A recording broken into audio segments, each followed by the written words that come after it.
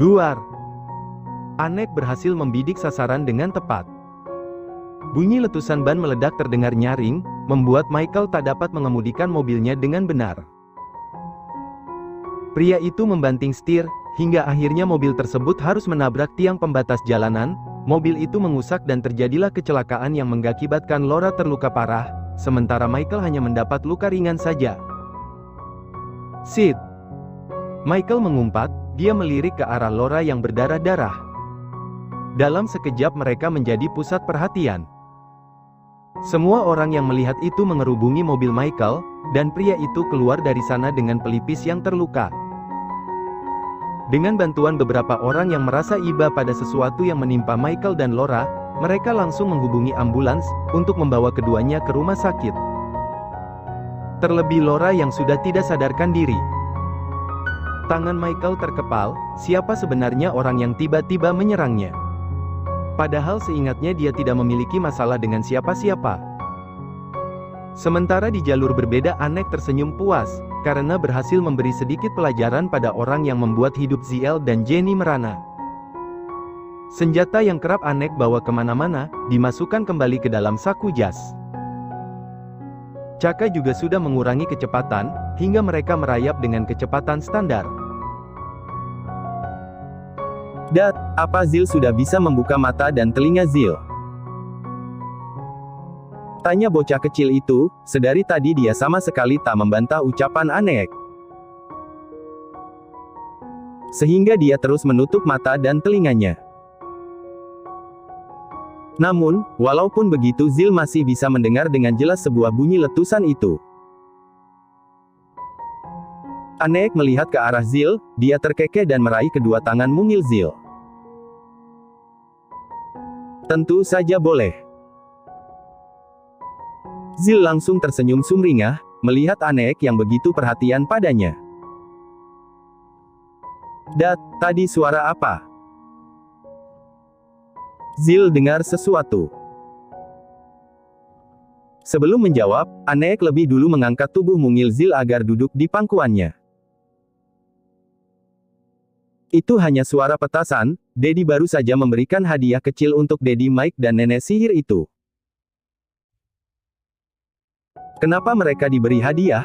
Mereka kan nakal, Dad," ujar Ziel, yang dia tahu hadiah adalah sesuatu yang bagus, indah, dan membuat kita merasa bahagia. Jiwa polosnya memang masih menggelora, dan hal itu membuat Anek gemas. Dia menangkup kedua sisi wajah Ziel, dan menguyel-uyelnya, hingga Ziel terkekeh. "Ini hadiah yang berbeda Ziel, pokoknya Daddy Mike pasti menyesal membuat momimu menangis." "Benarkah?" tanya Ziel dengan wajah sumringah, dan Anek langsung mengangguk. Mendapat jawaban seperti itu dari Anek, lantas Ziel memeluk tubuh pria yang sudah dia anggap sebagai ayahnya. "Ziel sayang Daddy baru," ucapnya tulus, membuat hati Anek lagi-lagi merasa berdesir. Dia tersenyum tipis, dan mengecup puncak kepala Ziel. Sementara di sisi lain, Jenny sudah tampak frustasi karena mendengar Ziel yang dibawa pergi oleh Anek dan sampai sekarang belum kembali, bahkan kini dia sudah menangis, takut Ziel diperlakukan tidak baik oleh pria gila itu. "Jul, bagaimana ini? Sampai jam segini mereka belum pulang-pulang," ucap Jenny dengan menggigit bibir bawahnya, rasa cemas semakin merasuk ke dalam dadanya. Dan Julie hanya bisa menenangkan sahabatnya, dia merasa bersalah, tetapi dia pun tidak bisa berbuat apa-apa. Lagi pula, Anek tidak mungkin melakukan tindak kriminal pada seorang anak kecil, kan? Dia mengusap punggung Jenny, kini mereka berdua ada kantin perusahaan, tempat di mana para karyawan biasa makan siang. "Sabar, Jen. Ziel pasti baik-baik saja, Tuan Anek hanya membawanya makan siang, dia tidak mungkin berbuat macam-macam." "Benar begitu. Apa kamu bisa menjaminnya?" Cetus Jenny marah, pikirannya sudah buntu sekarang, dan dia hanya bisa menangis. Sebagai seorang ibu, jelas perasaan Jenny berbeda dengan Julie. Dan Julie bisa mengerti itu, dia tidak bisa membela dirinya, karena memang dia yang salah. Maafkan aku, Jen. Lebih baik kita tanya lagi ke resepsionis, Tuan Aneek sudah kembali atau belum? Ujar Julie memberi saran. Patuh, Jenny mengangguk. Dia yang terlalu emosi sampai tak sadar sudah membentak sahabatnya, padahal yang salah adalah Aneek. Jenny mencoba untuk tenang, keduanya melangkah menuju meja resepsionis, berharap Aneek sudah kembali dengan membawa Zil. Tuan Aneek sudah kembali 10 menit yang lalu, Nona. Jawaban salah satu resepsionis itu langsung membuat Jenny melangkah dengan gusar, dia langsung meninggalkan Julie, dan naik ke atas ruangan Aneek. Tak peduli diizinkan atau tidak, yang jelas pikirannya sekarang hanyalah Zil. Bahkan dengan berani, Jenny memakai lift para petinggi, agar dia tidak perlu menunggu lama. Zil, jangan buat Mommy khawatir, nak, ucap Jenny, kemudian dia kembali melangkah cepat, keluar dari lift menuju ruangan sang CEO, ruangan yang kemarin dia singgahi. Tak peduli lagi pada kesopanan, Jenny langsung membuka pintu ruangan Aneek. Membuat ketiga orang yang ada di dalam sana, langsung melayangkan tatapan mereka ke arah Jenny. Mommy. Jenny bisa melihat dengan jelas, Zil tengah naik ke atas punggung asisten Aneek. Sementara pria itu merangkak, seperti seekor kuda. Zil, apa yang sedang kamu lakukan? Zil tersenyum sumringah. Zil sedang main kuda-kudaan dengan Unchle, kalau Mommy mau ikut, biar Daddy jadi kudanya. Mendengar ucapan Zil, membuat mulut Jenny langsung menganga. Sementara Aneek tersenyum sumringah, calon putranya ini memang selalu bisa diandalkan. Aneek menggosok kedua tangan, siap menjadi kuda untuk Jenny. Come on, dear. Aku siap menjadi kudamu, ucap Aneek seraya berkedip genit. Melihat itu, Jenny berdecih. Cih, dasar sinting. Tak menanggapi ucapan Zil dengan serius. Jenny langsung melangkah ke dalam ruangan Aneek, dan meminta Zil untuk turun dari punggung Caka. Dia senantiasa menunjukkan wajah tak ramah pada kedua pria tampan itu, sementara Aneek menanggapi Jenny dengan senyum menggoda.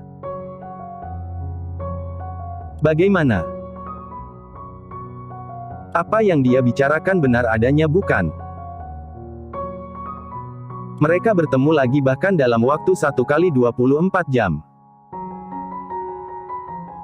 Ingin menyindir Aneek secara halus, Jenny memeriksa bagian tubuh Zil. Dari atas sampai ke bawah, depan maupun belakang.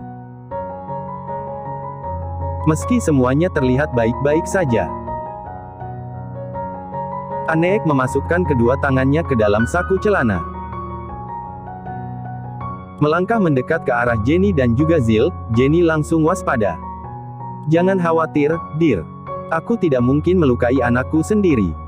Aku justru melakukan sesuatu yang pastinya membuatmu senang. Jenny berdiri dan menggenggam erat tangan Zil. Dia menatap tajam ke arah Aneek, tidak peduli dengan apa yang dibicarakan oleh pria gila itu. Jangan bicara omong kosong.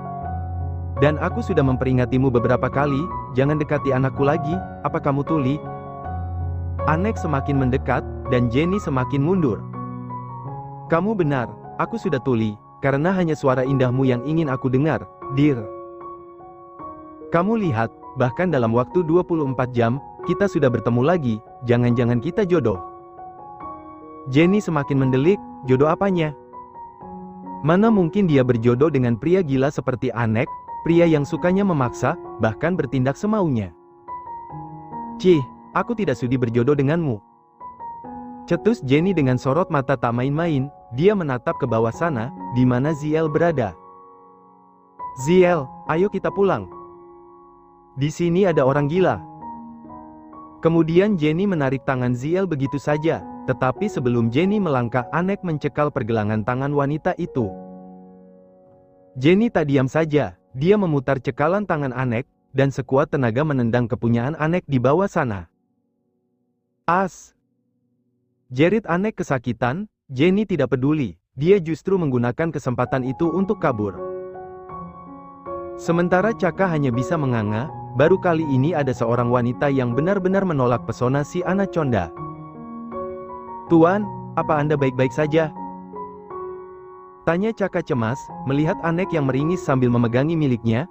Anek merasakan mules di bagian pangkal pahanya, rasa yang begitu luar biasa. Mendengar pertanyaan Caka sontak saja membuat Anek melotot, dia menabok bahu Caka dengan keras. "Sialan! Cepat selamatkan aset berhargaku." Sore harinya, Caka memarkirkan mobil yang dikendarainya di sebuah mansion milik keluarga Tan, mengantarkan sang tuan pulang. Seperti biasa, Caka membukakan pintu mobil, dan kali ini dia ikut masuk ke dalam rumah untuk mengikuti Anek ke ruang kerja, karena ada sesuatu yang harus mereka bahas. Namun, langkah Caka terhenti begitu seorang wanita cantik menghambur ke arahnya. "Kak Caca!" panggil wanita itu, yang tak lain dan tak bukan adalah El, saudara kembar dari tuannya. "Iya, Nona," jawab Caka sedikit kikuk. Dia selalu merasa tak nyaman jika El memeluknya seperti ini, apalagi mereka adalah dua orang dewasa. Melihat itu, Anek memutar bola matanya jengah. Lantas karena tak ingin melihat drama El yang berusaha untuk dekat dengan Caka, Anek melangkah lebih dulu, meninggalkan dua orang itu. "Apa kalian punya pekerjaan yang harus diselesaikan?"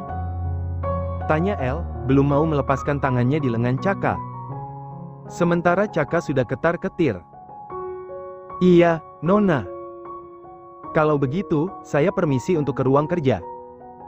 Caka mencoba melepaskan tangan El, dan hal tersebut membuat El sedikit merasa kecewa. Selama ini, Caka selalu menghindarinya. Padahal cantik iya, pintar iya, body goals iya, lalu apa yang membuat Caka tidak pernah bisa melihat ke arahnya? Apa karena dia adalah wanita yang manja? Caka melangkah meninggalkan El, tetapi belum sampai 5 langkah El kembali memanggilnya. "Kak Caca, kenapa kamu selalu menghindariku? Kenapa kamu tidak bisa bersikap biasa saja?" tanyanya, memberanikan diri untuk bertanya, karena selama ini El hanya bisa diam. Tubuh Caka mandek, dia sedikit meremas tangannya di bawah sana, mencoba menetralkan debaran di dadanya. Dia sedikit menoleh ke belakang di mana El berada. "Maaf, Nona. Saya memang tidak bisa bersikap biasa saja. Dan saya memiliki alasan untuk itu." Mendengar itu, kening El mengeriyit. Apa maksudnya Caka bicara seperti itu? "Cih, Kak Caca menyebalkan. Semua pria memang menyebalkan kecuali Dedi," gerutunya sambil menghentak lantai. Malam pun tiba. Selepas keluar dari perusahaan Anek siang itu, Jenny sempat berbelanja ke sebuah supermarket, membeli beberapa bahan pokok, dan juga susu untuk Ziel. Dari kemarin Ziel sama sekali tak meminum susu kesukaannya, karena Jenny tak sempat memikirkan itu semua.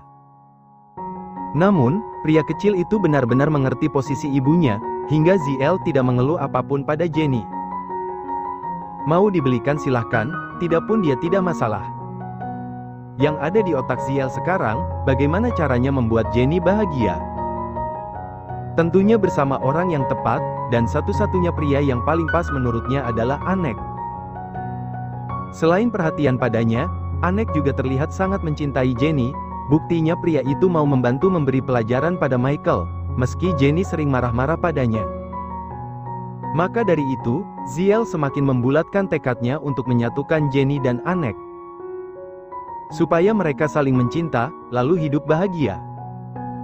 "Ziel, minum susunya dan tidurlah," ucap Jenny sambil menyerahkan botol susu pada putranya. Dia berbaring di samping Ziel, untuk mengusap-usap kepala bocah tampan itu. Patuh, Ziel menerima susu tersebut dan segera meminumnya. Satu tangannya melingkar pada perut Jenny, dan mulai terpejam. Hingga tak berapa lama kemudian, Ziel benar-benar terlelap. Jenny mengulum senyum, melihat wajah putranya yang begitu damai saat tertidur. Wanita itu mengecup puncak kepala Ziel lebih dulu. Kemudian Jenny turun dari tempat tidur, dan duduk di kursi yang ada di samping nakas. Wanita itu menyambar ponsel barunya, ponsel yang harganya jauh lebih murah dari yang sebelumnya. Dia mencoba membuka email, karena ada beberapa pesan yang masuk. Dia yakin pesan tersebut dari beberapa perusahaan yang dia kirimi lamaran. Dan benar saja, saat dia mengeceknya semua pesan itu memang dari sana. Dia mengulum senyum manis. Satu persatu dia buka, kedua matanya berbinar-binar. Namun, jawaban pertama membuat senyumnya sedikit memudar. Dia ditolak. Tidak apa-apa, Jen. Masih ada yang lain, ucap Jenny berusaha sabar, kedua tangannya kembali berselancar di layar pintar itu, membuka pesan-pesan yang lainnya. Namun, sampai semuanya selesai terbaca, jawabannya sama. Dia ditolak, padahal dia mengirim pesan tersebut belum ada 24 jam, tetapi mereka sudah menolaknya begitu saja.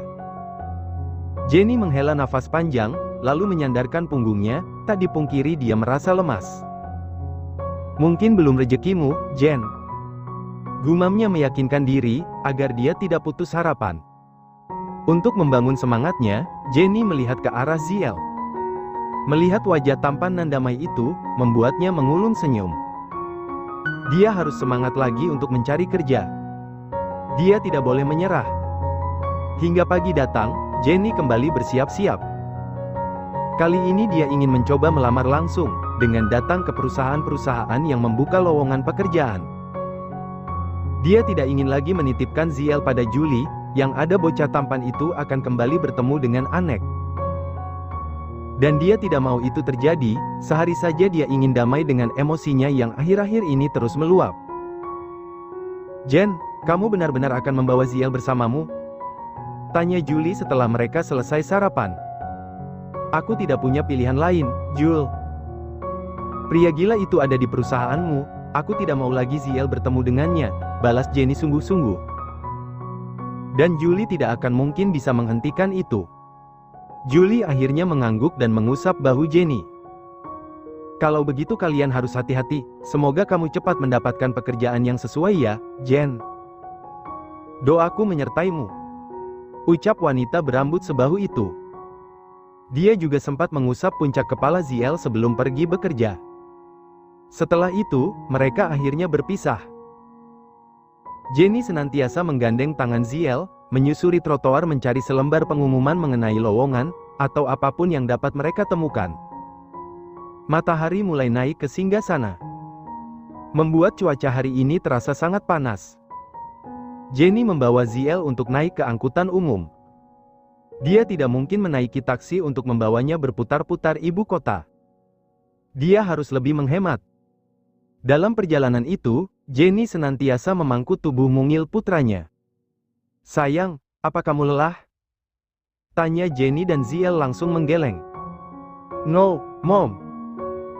Ziel senang berputar-putar seperti ini, kita seperti sedang jalan-jalan, jawab Ziel demi menyenangkan hati ibunya, dia tidak mau merepotkan Jenny dengan mengeluh ini itu. Jenny terkekeh mendengar jawaban Ziel, dia tahu sang anak sedang mencoba untuk menghiburnya. Kalau Mommy sudah bekerja nanti, Mommy janji, Mommy akan bawa Ziel jalan-jalan lagi. Ziel menggenggam kedua tangan Jenny, dia mengangguk sambil mengulum senyum. Yes, Mom.